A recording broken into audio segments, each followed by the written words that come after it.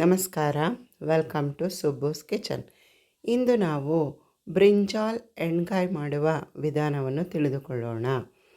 ಮೊದಲಿಗೆ ಒಂದು ಈರುಳ್ಳಿಯನ್ನು ಹೆಚ್ಚಿ ರೆಡಿ ಇಟ್ಟುಕೊಳ್ಳೋಣ. ನಂತರ ಒಂದು ಕಡಾಯನ್ನು ಒಲೆಯ ಮೇಲಿಟ್ಟು 2 ಚಮಚ ಕಡಲೆಕಾಯಿ ಬೀಜವನ್ನು ಹಾಕಿ ಸಣ್ಣ ಉರಿಯಲ್ಲಿ ಚೆನ್ನಾಗಿ ಹುರಿದುಕೊಳ್ಳೋಣ.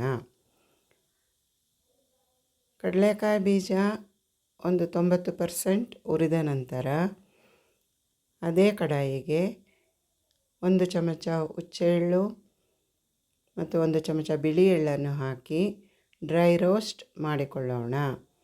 ಎಲ್ಲ ಪದಾರ್ಥಗಳು ರೋಸ್ಟ್ ಆದ ನಂತರ ಅದನ್ನು ಒಂದು ತಟ್ಟೆಗೆ ಟ್ರಾನ್ಸ್ಫರ್ ಮಾಡಿಕೊಂಡು ಅದೇ ಕಡಾಯಿಗೆ 1 ಈರುಳ್ಳಿ, 6 ಹಸಿಮೆಣಸಿನಕಾಯಿ, ಅರ್ಧ ಇಂಚು ಶುಂಠಿ, 6-7 ಇಲ್ಕು ಬೆಳ್ಳುಳ್ಳಿ ಎಲ್ಲವನ್ನು ಹಾಕಿ ಡ್ರೈ ರೋಸ್ಟ್ ಮಾಡಿ ಒಂದು ಪಾತ್ರೆಗೆ ಟ್ರಾನ್ಸ್ಫರ್ ಮಾಡಿಕೊಳ್ಳೋಣ.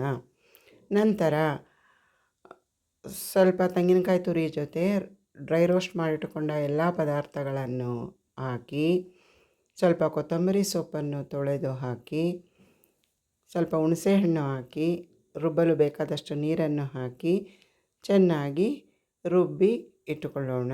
ನಂತರ ಒಂದು ಕಡಾಯಿಗೆ 6 ಚಮಚ ಎಣ್ಣೆಯನ್ನು ಹಾಕಿ ಅರ್ಧ ಚಮಚ ಸಾಸಿವೆ, ಅರ್ಧ ಚಮಚ ಜೀರಿಗೆಯನ್ನು ಹಾಕಿ ಚೆನ್ನಾಗಿ ಫ್ರೈ ಆದ ನಂತರ ಉದ್ದುದವಾಗಿ ಹೆಚ್ಚಿಟ್ಟುಕೊಂಡ ಒಂದು ಈರುಳ್ಳಿಯನ್ನು ಹಾಕಿ ಚೆನ್ನಾಗಿ ಫ್ರೈ ಮಾಡಿಕೊಳ್ಳೋಣ.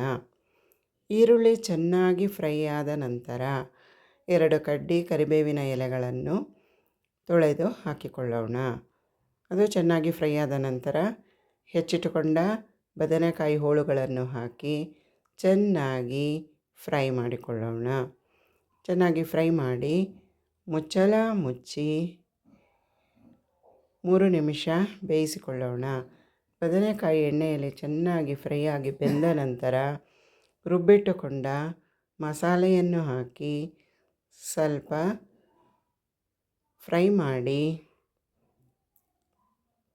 ಸ್ವಲ್ಪ ನೀರನ್ನು ಹಾಕಿ ಕನ್ಸಿಸ್ಟೆನ್ಸಿ ಸರಿ ಮಾಡಿಕೊಂಡು ರುಚಿಗೆ ತಕ್ಕಷ್ಟು ಉಪ್ಪನ್ನು ಹಾಕೋಣ. ಎಲ್ಲವನ್ನು ಹಾಕಿ ಚೆನ್ನಾಗಿ ಮಿಕ್ಸ್ ಮಾಡಿ ಕುದಿಸಿಕೊಂಡು ಒಂದು ನೆಲ್ಲಿಕಾಯಿ ಗಾತ್ರದ ಬೆಲ್ಲವನ್ನು ಹಾಕಿ ಚೆನ್ನಾಗಿ ಕುದಿಸೋಣ. ಬದನೆಕಾಯಿ ಎಣ್ಗಾಯಿ ಚೆನ್ನಾಗಿ ಕುದ್ದ ನಂತರ